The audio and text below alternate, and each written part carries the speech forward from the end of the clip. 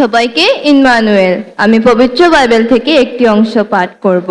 গীতসংহিতা তার 1 অধ্যায় 1 থেকে 6 পদ। ধন্য সেই লোক যে দুষ্টদের পরামর্শ মতো চলে না, পাপীদের পথে থাকে না, ঠাট্টা বিদ্রুপকারীদের আড্ডায় বসে না, বরং সদাপ্রভুর আইন কানুনে তার আনন্দ, আর সেটিই তার দিনরাতের দেন। সে যেন জলস্রোতের ধারে লাগানো গাছ, যা শুকিয়ে ঝরে যায় না, আর যার পাতা শুকিয়ে ঝরে যায় না। সে সব কাজে সফলতা লাভ করে। কিন্তু দুষ্টেরা সেরকম নয়, তারা যেন বাতাসে উড়ে যাওয়া তুষ। এর জন্য বিচারের দিনে দুষ্টেরা টিকবে না।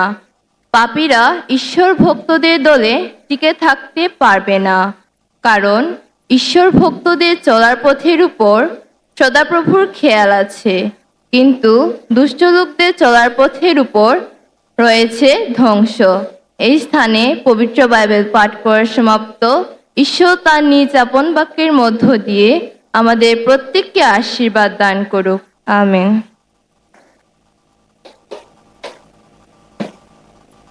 ক্রীড়া হলে পেশা, পরিবার পাবে ভরসা।